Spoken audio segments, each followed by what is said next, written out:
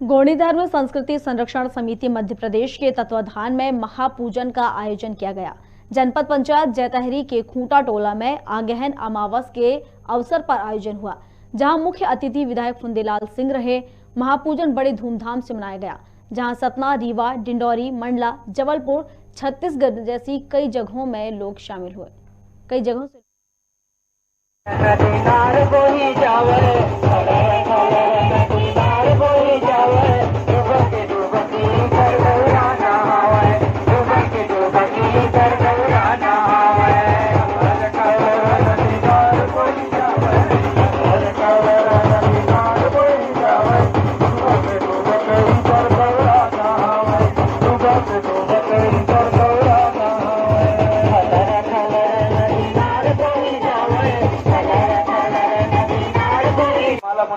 के धार्मिक बहुत से जा रहे तो खालेगा टोंडा महादेवाना सर महादेव खाले में नीचे में शांत में खालेगा टोंडा महादेवाना सौरा माता के माला पुत्री खालेगा टोंडा महादेवाना खालेगा टोंडा महादेवाना सौरा माता के माला पुत्री जोगी जोगी आवे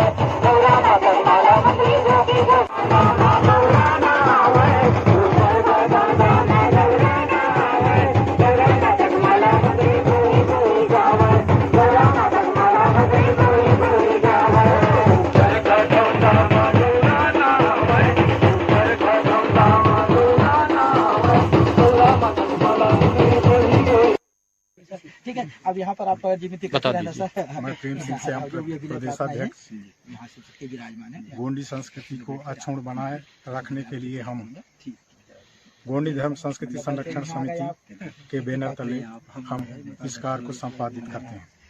आज पूर्ण ईसर गौरा महापूजा गुरुदादा गुरु माता के सानिध्य में मध्य प्रदेश अनूपपुर जिला ग्राम खूंटा टोला में आयोजित है, जो अपने रीति संस्कृति परंपरा रूढ़ी प्रथा को समाज में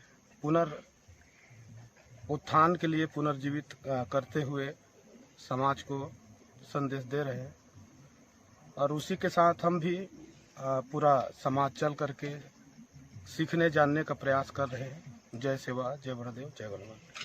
अब भव्य कार्यक्रम कहें या जो भी कहें, पर कार्यक्रम हो रहा है। मूलतः इसे ईसर गौरा पूजा के रूप से हम जानते हैं। गौरा माता और ईसर, जिसे हम महादेव के रूप में मानते हैं, इसका मूर्ति रूप में स्थापित करके हम उनकी यादगार के लिए विवाह संस्कार की प्रक्रिया को पूरा करते हैं। मूलतः यह त्यौहार जिसे दीपावली के जिसे कहते हैं अंधेला पक्ष श्रुति के दिन मूलतः इसका पूजन होता है, जिसे मूल गौरा के नाम से जानते हैं। दूसरा, कार्तिक के बाद आता है तो अगहन में भी इसकी पूजा कुछ क्षेत्र में हमारे समाज के लोग करते हैं और उसे रास गौरा के रूप से जानते हैं। रास गौरा का अर्थ यह होता है जिसे हम धान की कटाई कर लेते हैं, धान को मिंजाई करते हैं, पहले लाया जाता था, जिसे रास के रूप से हम मानते थे। इसीलिए धान की खलिहान अंधन वृद्धि हो, इस भावना के लेकर के भी हम उसे उस गौरा का, ईसर और गौरा का पूजन करते हैं, जिसे हम रास गौरा के नाम से जानते हैं।